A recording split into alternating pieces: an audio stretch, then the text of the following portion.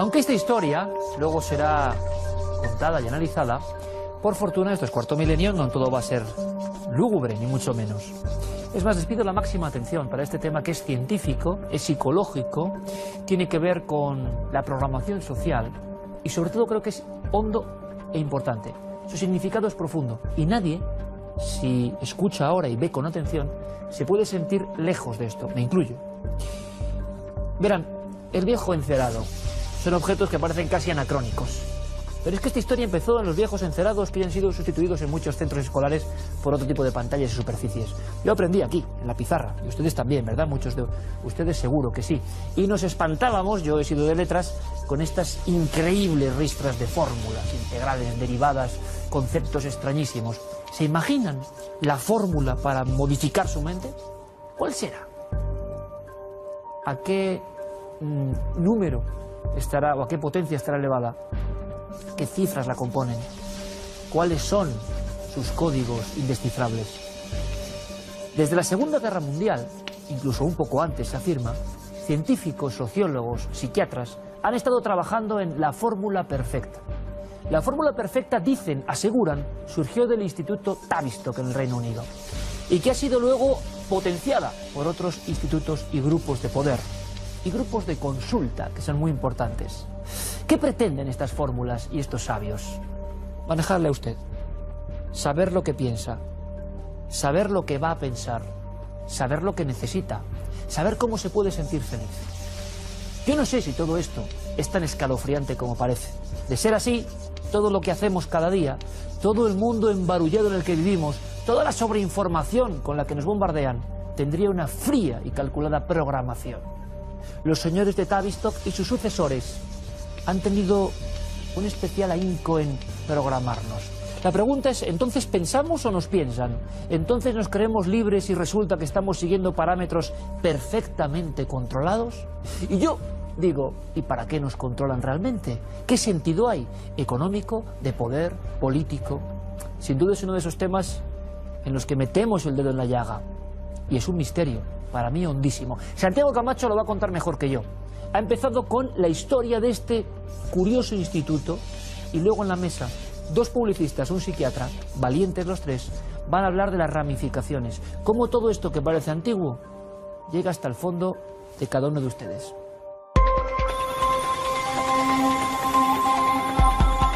¿Alguna vez se ha preguntado si todas las ideas, las creencias, los hábitos y los deseos que habitan en su cerebro se han originado realmente allí?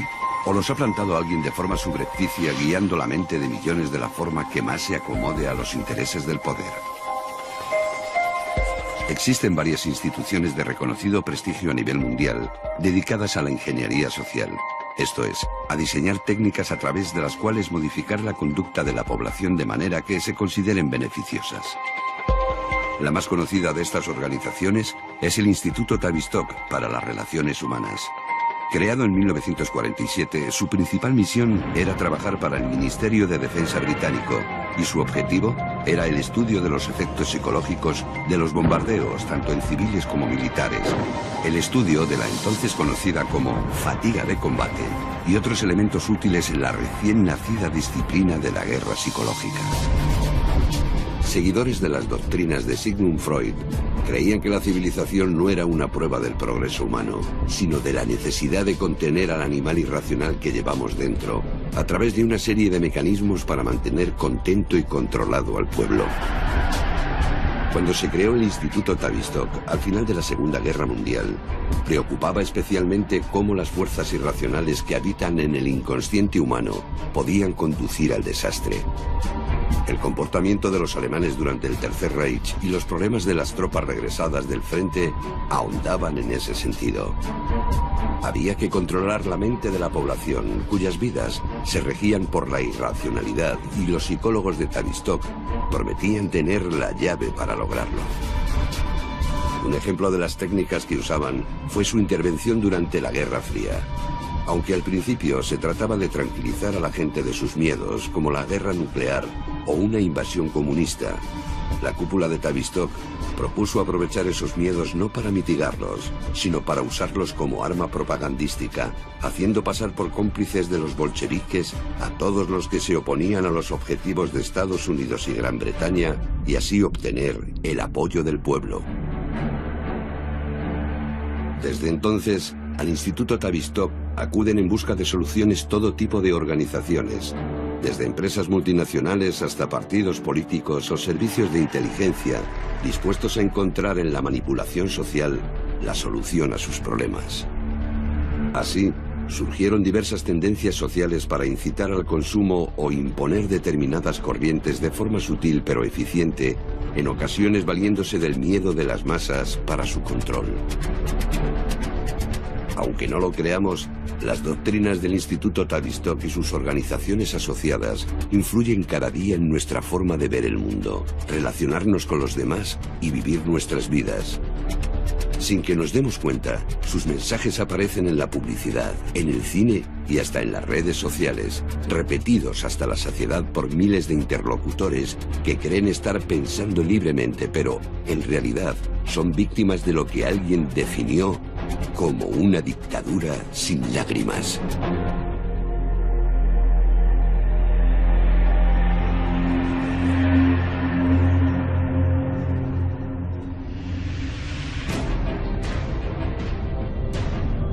Dictadura sin lágrimas. ¿Ustedes qué opinan?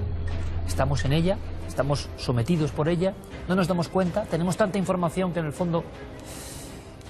Hemos visto un poco el nacimiento, no solo de Tavistock, hay que hablar, sino de otros institutos, pero quizá lo que les puede interesar es una relación de hechos muy concretos, de hechos sobre los que podemos reflexionar, de hechos que realmente nos influyen en la vida cotidiana. Santiago Camacho ha realizado esta investigación, es un tema que le apasiona hace muchos años. Él nos ha hablado aquí en este programa de los fundamentos o inicios de la ingeniería social.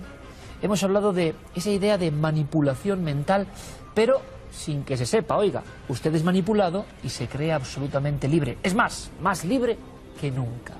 Creo que es un tema hondísimo, profundísimo, y por lo menos en los siguientes minutos creo que varios expertos pueden poner elementos que les van a interesar.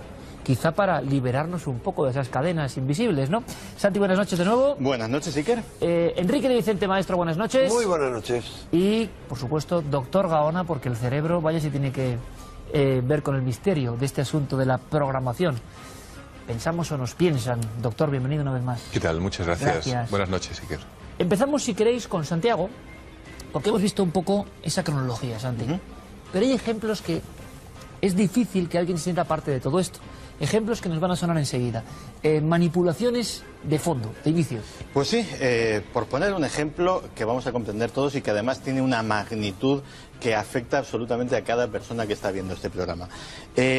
¿Cuántas veces no hemos oído hablar de la crisis de la familia? De que la familia como institución ya no es lo que era, de que nuevas formas de vida, nuevos elementos modernos, pues están trastocando lo que era la antigua idea de la familia extensa, esa familia con abuelos, con primos, esa familia que se reunían 20, 30 personas en una celebración familiar.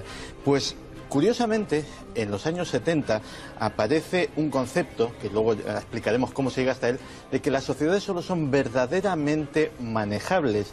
Y todo esto se hace por el bien de la población. Hay mucho de despotismo ilustrado, todo para el pueblo, pero sin contar con el pueblo. Pues por su propio bien hay que controlar a las sociedades, y que estas sociedades son tanto más manejables cuanto más separados están sus individuos. Por eso se van creando pequeños núcleos de división, desde la gente que sigue un equipo de fútbol a otro, partidos políticos, estilos de vida, etcétera, etcétera, que se van contraponiendo los unos a los otros. Pero queda un núcleo fundamental, que es la familia. Las familias extensas, sobre todo las de antes, son elementos que tienen hasta su propia cultura, sus propias tradiciones. Son elementos en los que las ideas se van pasando casi de padres a hijos, y las convicciones y los valores son elementos muy firmes. Y eso parece que no gusta. Y eso no solamente no gusta, sino que es poco práctico a la hora de moldear las conciencias de la sociedad tomada como tal. Entonces, curiosamente, en ese momento aparece un personaje que es el doctor R.D. Laing, que se convierte en Reino Unido. Él ya de por sí es un patrocinado del Instituto Tavistock, se convierte en el psiquiatra de moda. ¿Cuál es su gran descubrimiento? Pues él ha hecho un estudio extensísimo a lo largo de los años y su conclusión, con la que escribe varios libros que le llevan a dar conferencias por todo el mundo, a escribir varios bestsellers, a que su imagen sea la de un psiquiatra muy popular en aquella época, es que la familia es la raíz de todos los males psicológicos del ser humano. Lo que antes se nos dibujaba como un universo de paz, como un ente que nos protege, como algo que nos cobija cuando estamos indefensos, de repente es pintado públicamente como un campo de batalla en el que unos miembros intentan imponer su voluntad sobre otros, en el que se fomentan complejos de inferioridad, relaciones de dependencia, todo tipo de neurosis que esa idea va calando. Y curiosamente, no sé si hay alguna sincronicidad, pero lo cierto es que es a partir precisamente de las obras del Dr. Leigh cuando la familia como institución empieza a entrar en ese declive y se empieza a hablar de esa crisis de la familia que hasta ese momento pues nadie había hablado de ella. Claro, casualidad o programación, ¿no? Fría programación, intuyendo unos acontecimientos futuros para una humanidad perfectamente manejable. ¿Ficción o realidad? Bueno, ese doctor Leigh era el psiquiatra de moda en los 70, quizá patrocinado, ¿no?, por empresas y compañías que pretendían que sus ideas estuviesen por encima de las demás y llegasen a las grandes capas populares. Si tenemos un psiquiatra popular en España ahora mismo y mediático es el doctor Gaona. Por fortuna Gaona es bastante valiente y no se corta un pelo para hablar de cosas que incluso pueden sentar más desde el punto de vista de la propia psiquiatría, de su oficio. Doctor, te conocemos hace muchos años y lo sabemos. Permíteme que lea simplemente, esto no es habitual, algunas claves como titulares que el doctor Gaona nos envió de inmediato cuando supo que íbamos a hablar del Instituto de Tavistock y de la programación, ¿no?, mental colectiva. Dice: sociedad atomizada, más manipulable, autosatisfacción, mundo materialista, pornografía. El objetivo es que la persona no aprecie que está siendo manipulada. No hay que oponerse a la mayoría, idea que cala profundamente. No puede ser distinto, tienes que ir con la mayoría. Desear lo que no se necesita. Es decir, una serie de claves tan brutales, doctor, que esto, cuando uno lo lee, yo mismo, puedes sentirte perfectamente identificado en el sentido de decir, no me estaba dando cuenta. Quizá le pase ahora mismo a muchos espectadores. Y de hecho pasa con tanta frecuencia que en ocasiones, si empezamos a desmenuzar aquellas cuestiones por las que nos están manipulando, es muy probable que algún telespectador incluso pudiera sentirse ofendido, pero de una manera muy directa además, porque iría en contradicción con una serie de creencias, ¿no? Y las creencias, el problema de las creencias es que muchas veces están basadas en sentimientos, en sensaciones y en cuestiones que de alguna manera nos han ido bombardeando. Nos bombardean con tantísima información que muchas veces la adoptamos. Ya sabes ese dicho, ¿no?, de atiborrarles de información que creerán que están pensando. Pero además, sus claves terribles, ¿no?, sobre información y creerán que son libres. En este momento, a raíz justamente de lo que estabais hablando y que Santiago muy bien decía acerca de la familia habitualmente hoy en día es un grupo de personas que muchas veces apenas tienen lazos entre sí, que se dedican a mirar hacia una pantalla de una manera, ya sea televisiva o bien de redes sociales, y donde va adquiriendo información y a su vez eso va moldeando de alguna manera sus ideas, su imagen, su perspectiva. Recordamos que siempre vivimos dentro de nuestro cerebro, entonces la realidad que se va construyendo evidentemente es a través de la información. Pero dentro de ese atiborramiento de información también creo que hay un elemento clave.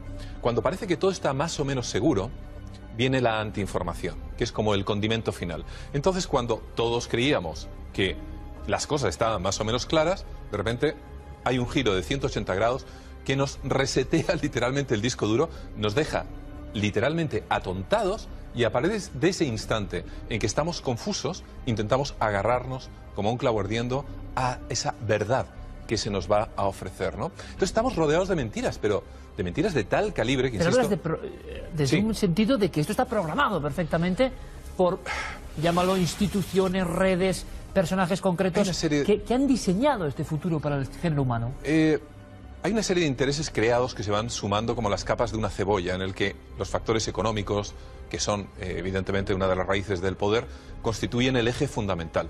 No es necesario que nadie se ponga de acuerdo en reuniones ultrasecretas, en castillos, en los sótanos de algún castillo en algún país escandinavo o suizo, sino que sencillamente va ocurriendo. hay personas que manejan estos hilos y que de alguna manera van produciendo estos síntomas. La atomización es fundamental, porque el núcleo de crítica social son esas escenas que existían, quizás existen todavía en nuestro país, en el que varias personas de una misma familia, con esos valores que bien decía Santiago, se sientan en torno a una mesa, discuten, dan palmadas sobre la mesa, ¿no? Y en un momento dado surgen ideas y se oponen a la corriente que les intenta arrastrar. Pero muchas veces, ¿qué es la familia hoy? Quizá... Se ha perdido el concepto ese de clan, ¿no? Sí, de clan, que no solamente era clan, sino lleva un montón de ideas. Muchas familias hoy en día consisten en quizá una mujer solitaria. Digo mujer solitaria porque la mitad de las parejas están separadas y la familia monoparental parece como que es muy guay y se ha puesto muy de moda, es decir, la atomización absoluta, que convive con un niño muchas veces, que le han vendido la idea de que es muy libre porque hace aparentemente lo que le da la gana, y en el fondo quizá es una persona muy desgraciada que tan solo percibe un ínfimo sueldo y que no tiene nada que ver con Sexo en Nueva York, a pesar de que Sexo en Nueva York es la referencia para hacerle sentir bien. Pero realmente... La referencia para hacernos sentir bien. Sí, es otra historia, ¿no? Estamos vendiendo modelos, estilos de vida, pero que luego, en la realidad, esos estilos de vida quedan en la fantasía del programado. Vamos a escuchar al maestro Enrique, ya para pum, colofón. Lo que ha dicho el doctor, ya imagino que traerá cola. Pero es alguien libre, o por lo menos un poco libre, ¿no? O que intenta ser libre, que esa es otra cuestión. No dejarse llevar, porque una de las claves es fundamental. No te apartes del grupo. No te opongas a la mayoría es la que tiene la razón. ¿Todo esto es naturaleza humana o realmente qué es lo que está diseñada casi con escuadra y cartabón? Enseguida hablamos todos, pero queda el maestro que decía, hay una clave en Freud, ¿no? Que si todo el mundo ha estudiado o se ha interesado, Enrique, en el tema de Freud, los sueños, pero había algo que tú comentabas que es fundamental, y es que él nos consideraba un poco una bestia que tenía que... estar permanentemente sometida a los instintos. Hay toda una filosofía que nace y que parece que los miembros de Tavistock emplean. Claro, la gran pregunta es, ¿y todo esto que nos suena tan antiguo a viejos doctores, a viejos pensadores, Enrique, al labonazo, en la actualidad, todo esto que estamos contando, ¿tú lo ves claramente? ¿Está ocurriendo? Hombre, no hay más que salir a la calle, ver qué hace la gente por la calle. La gente por la calle lo que hace es lo que ha sido planificado no solamente por Tavistock desde su comienzo, sino por todos los investigadores e instituciones que forman parte de la red de Tavistock. Y es Rees, que fue el psiquiatra que creó Tavistock, había llegado a ser nombrado general en la Segunda Guerra Mundial por ser el genio de la guerra psicológica. Y ese genio de la guerra psicológica acumuló tanto conocimiento, tantos experimentos, que dijo, hombre, esto es muy fácil aplicarlo a la sociedad. Y lo aplicó con tal éxito que consiguió lo que pretende la guerra psicológica. Y es que el enemigo, es decir, todos nosotros, el enemigo de las élites que conciben eso y que quieren modelar la sociedad a su antojo, se rinda sin combatir, sea sumisa, se rinda sin combatir porque hay un miedo. Parte de la ingeniería social es meternos miedo prácticamente por cualquier cosa y crearnos dependencias a prácticamente cualquier cosa. Además, sea constantemente educastrado, porque la moderna ideología de la educación es que la formación debe ser permanente, pero además es que nos forman constantemente a través de los medios de comunicación, que no habían pensado, por ejemplo, Aldous Huxley, que formaba parte de esa élite y estaba muy al tanto cuando él escribió esa famosa frase que ha mencionado antes Santi, de la dictadura sin lágrimas. Dijo, en un futuro se establecerá esa dictadura sin lágrimas. Es más, no solamente eso, él decía a través de medios farmacológicos, pero él no contaba con la televisión, no contaba con Internet y no contaba con el WhatsApp. Hoy lo que vemos es a la gente por la calle caminando, no solo lo ensimismado que decía el doctor Gaona, sino mirando a su WhatsApp. Has dicho, incluso comiendo. Una cosa muy importante, nos crean dependencias como parte de esa programación. Parte de dependencia. ¿Cuáles? Vamos a abrir el debate, ¿cómo cuáles? Vamos a ver. Empiezo por eso, dependencia del WhatsApp, dependencia de la moda y de ajustarnos a la moda y al consumo, a un consumo permanente. Santi conoce muy bien, porque ha estudiado publicidad como yo, cómo uno de los grandes genios de Tavistock es Edward Barnay, sobrino de Freud, que aplica esos principios a la publicidad. Lo hemos estudiado bien a fondo en las facultades y en las escuelas de publicidad. ¿Qué ocurre? Que lo que se trata es de que la gente consuma, y consuma de forma permanente. ¿Cómo? Creando modas continuas, modas que además implican una ideología, es decir, cosas, comportamientos que en el pasado estaban muy mal vistos, ahora no importa o son guays. Pero no solamente eso, sino que además de las modas que, por ejemplo, generan constantemente nuevos modelos de móvil o nuevos modelos de vestido o de coche, etcétera, etcétera, además vienen ya con una trampa, la obsolescencia programada. Es decir, los aparatos están destinados a morir en un breve plazo de tiempo. ¿Para qué? Para que nosotros, los esclavos que hemos perdido la guerra psicológica, nos mantengamos constantemente con la argolla de trabajar desde la cuna a la muerte, sea en la escuela o sea en un trabajo productivo, para seguir consumiendo, alimentando la maquinaria y sobre todo sin darnos cuenta de que nuestra condición es de esclavos y de que lo que vivimos no es una verdadera democracia, no es un verdadero mundo de libertad, sino es una democracia virtual. Yo lo que encuentro fascinante en lo que ha dicho el doctor Gaona, por encima de todo, es que él es un luchador de la libertad. Y recuerdo lo que dijo el otro gran amigo Aldous Huxley, y rebelde, que se rebeló contra lo que llamaba su maestro Herbert George Wells, el de la Guerra de los Mundos, la conspiración abierta. Él decía, si la libertad significa algo, será sobre todo el derecho de decirle a la gente lo que la gente no quiere oír. Yo sé que resulta tentador decir ahora respecto a desear aquello que no se necesita y empezar a pensar en ese modelo de teléfono y historias que también es muy importante. Pero fíjate que hay algo mucho más perverso, y es haber convencido a la sociedad de que lo que realmente necesita, lo que se merece y lo que es indispensable es ser feliz. Eso, yo sé que suena, a muchos les dirá, ¿qué está diciendo? Bueno, como evidentemente no es posible ser feliz todo el tiempo, ni todas las veces, y los umbrales a la frustración, una de las cuestiones que siempre se dice en publicidad es tú te lo mereces, tú te lo has, en un momento dado te lo has ganado, ¿por qué no te vas a dar ese capricho?, etcétera, etcétera. Con lo cual, los umbrales a la frustración casi siempre están muy por lo bajo, que es una de las características actualmente además de nuestra sociedad. El espejismo de querer ser feliz, de necesito ser feliz, de debo a toda costa ser feliz, paradójicamente todo el rato es lo que, por un lado, hace infeliz a muchísima gente porque obviamente se da cuenta de que no lo logra. No puede ser como esos ejemplos que te has dicho. Efectivamente, algo me debe pasar. Pero en segundo lugar, creo que la psiquiatría y la psicología se ha aprovechado muchísimo de ello, porque evidentemente se han convertido o nos hemos convertido en los grandes popes, en los grandes chamanes de nosotros tenemos la fórmula de la felicidad. Huelga decir que algunos laboratorios además lo han envasado y encapsulado a un módico precio. Con lo que ese espejismo de la felicidad creo yo que en nuestra sociedad es una de las peores cuestiones. La segunda sería respecto a la esfera afectiva, el amor. Ese amor idealizado, ese amor desde el siglo XIX que se viene aspirando en el romanticismo del príncipe azul, la princesa, ese ideal, ¿no? No existe ningún ideal, evidentemente, excepto para personalidades maduras con alto umbral a la frustración que pueden aguantar en un momento determinado la consecución de una amistad o de tener una pareja, etcétera, etcétera.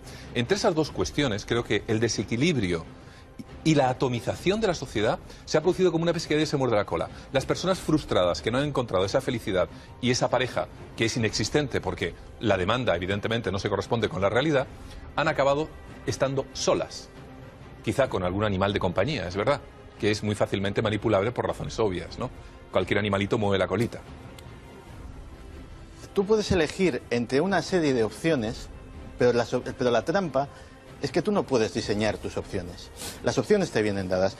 Hay un momento en la historia de la psicología y del marketing combinado que es uno de los momentos fascinantes, que es cuando el Instituto Stanford hace una macroencuesta a nivel estatal y descubre una cosa que denomina o bautiza en ese momento los estilos de vida. Descubre que la gente, que un señor que trabaja con las manos en un taller, por ejemplo, y un broker de Wall Street, pueden tener más en común si, por ejemplo, ambos son fanáticos del deporte o les encanta el bricolaje, o son padres de familia con una serie de condicionantes, que por clase social. La eterna idea de las clases sociales se rompe con estos nuevos modos de vida, los estilos de vida. Hay una primera fase en la que esos estilos de vida se utilizan para vender productos, para vender servicios, para vender ideas, para vender políticos. La campaña de Reagan, por ejemplo, en 1980, utiliza esto de los estilos de vida y se dirige a los diferentes estilos de vida que él quiere promocionar y con los que se identifican los americanos que le van a votar. Es el primer político que realmente se lo toma en serio y lo hace así. Pero hay una segunda fase que es más fascinante todavía, que es, dice, vale, nosotros podemos venderles productos a un señor, una señorita, un niño, a gente que tiene determinados estilos de vida. Pero ¿por qué no vendemos directamente los estilos de vida? Es decir, ¿por qué no fabricamos determinados estereotipos, determinados estilos de vida que la gente quiera parecerse a ellos? Los vendemos muy bien, como símbolos de éxito, de felicidad, como elementos que alejan la frustración de tu vida, y entonces empezamos ya directamente, no ya a hacer marketing de las cosas, sino a hacer marketing social. Entonces, claro, llegas al punto en el que no sabes si esta chaqueta yo me la he comprado porque realmente me sentaba bien o porque vi al maniquí que estaba en la fotografía del diseñador que ha hecho este traje y dije, hey, yo quiero parecerme a ese tío. Por los valores que lleva. Efectivamente, porque se le ve triunfador y moderno y se le ve que debe de ligar mucho y además pues debe de manejar dinero y es un tío que no le veo con los problemas en el trabajo que puedo tener yo diariamente. Y entonces... Me hablas de todo esto de fría programación al cabo del tiempo. Es que además está demostrado que ligan mucho, que por ejemplo el hombre que lleva un deportivo liga mucho más que el que lleva cualquier otro coche.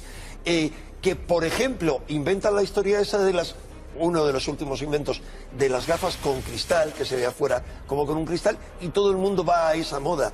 Estilos de vida los tenemos constantemente. Ese anuncio en la televisión en el que un joven y un señor adulto que no tienen nada que ver tienen en común, descubren que tienen en común a través de su tablet la misma serie televisiva. Claro, y imagínate, ahora mismo por ejemplo tenemos la cultura hipster.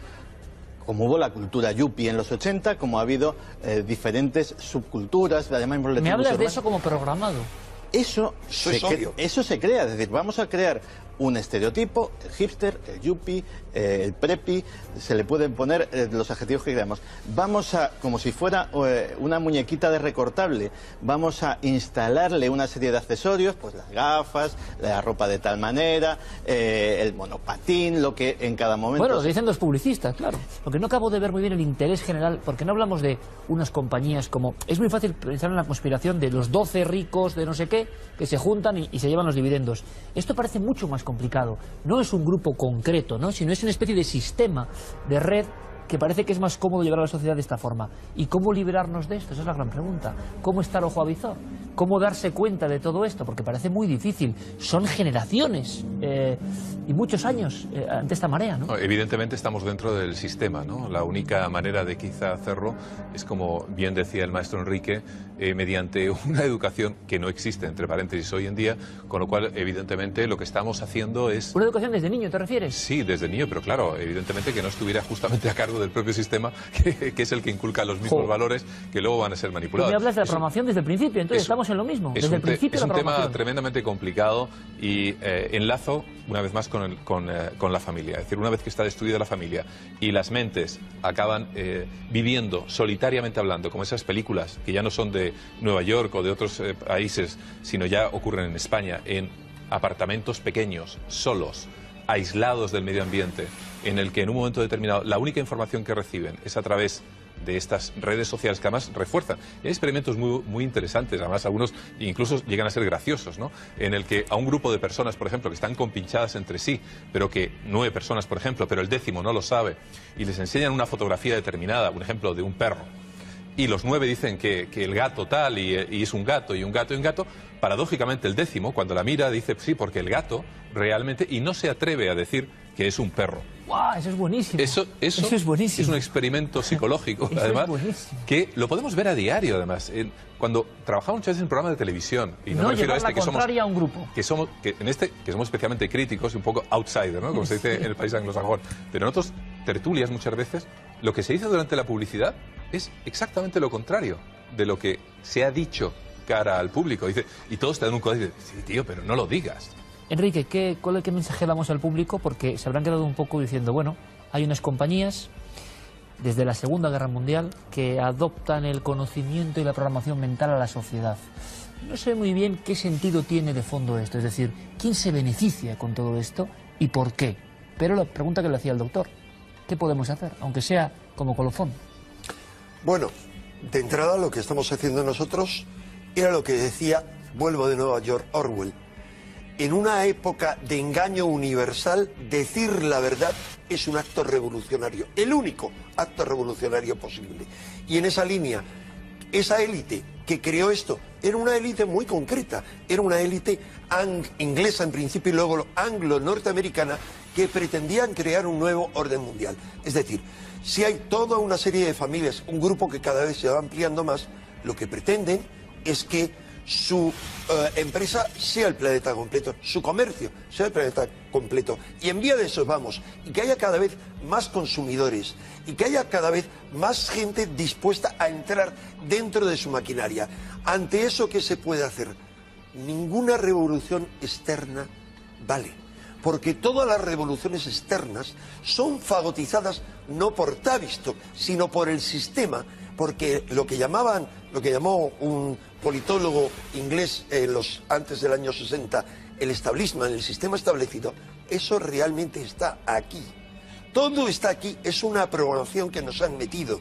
Y a ellos, a esas élites, lo que les interesa es mantenernos divididos. Aplican, entre otras normas, el divide y vencerás. Que unos seamos antifachas, que los otros seamos antirrojos, que unos seamos del Atlético y el otro del Madrid, que unos seamos españolistas y otros catalanistas, etcétera, etcétera, etcétera. O sea, ante eso, ¿qué podemos hacer? Solo tomar conciencia, pararse, tomar conciencia, ¿qué están haciendo conmigo? Ante todo, desconectarnos de los medios electrónicos por algún momento al día. Hay técnicas que creo que son válidas, como la meditación. Hay técnicas de meditación que son una moda ahora, pero que realmente son válidas. Y entender que la única revolución posible es la revolución psíquica. Porque todas las revoluciones externas que se han hecho han fracasado de inmediato porque han cambiado un sistema por otra copia diferente. Santi, lo que está claro es que en España en televisión del Instituto Tavistock no se habla, ¿eh? Está clarísimo. Oye, nos estarán viendo también hay que decirlo, ¿eh? A ver si nos programan.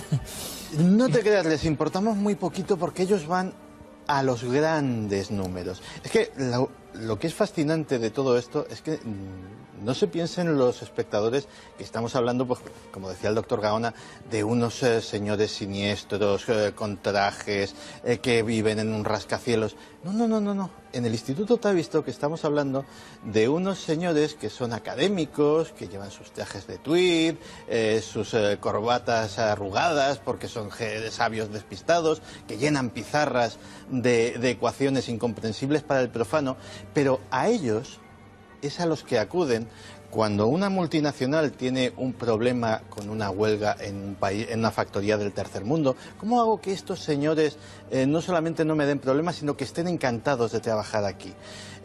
Cuando en un partido político empieza a surgir un movimiento disidente que parece transformarlo, que parece... Oye, me han surgido estos tíos aquí que quieren cambiar el partido, ¿cómo los anulo de cara a la opinión pública? Porque están... Pues esos son los peligrosos, pero los del Instituto Tavistock son herramientas, son los cerebros, son los que construyen la estrategia. Nos programan así, pensamos, nos piensan. ¿Y ustedes qué piensan? Seguiremos con el tema porque evidentemente es inagotable, tiene un sinfín de ramificaciones, es difícil, puede parecer abstracto, pero está ocurriendo, está pasando y nos da la sensación de que algo de eso existe realmente, que es un eco, y nosotros, un poco Quijotes, queremos contarles ese eco, porque lo que sí vemos es que nadie lo cuenta. Empleemos los medios para que luego ustedes opinen libremente, como siempre hacemos, dos expertos en publicidad, aparte de amigos siempre, y expertos en el misterio, y todo un psiquiatra valiente. Espero que les haya servido. A mí sí. Gracias a los tres, como siempre. Y ahora cada uno que opine libremente, como siempre. Pero por lo menos con elementos que habitualmente no se cuentan. Sentimos que esa es un poco nuestra labor, sinceramente. Aterra lo que han contado en parte. Somos una zona de esa gran megaprogramación? ¿Hacia dónde nos llevan? ¿Podemos despertar de todo esto? ¿Ser conscientes? ¿Es bueno el remedio que dice Enrique? Paremos un momento en mitad del marasmo que no deja de rodar y rodar y nos llevan de un lado a otro. Paremos y pensemos un poco en la realidad en la que vivimos, en la potencia incluso interna de nuestro ser, en nuestras infinitas posibilidades. ¿Quién sabe? Bueno, ahí dejamos los datos que creo que son fundamentales y, como digo, pioneros incluso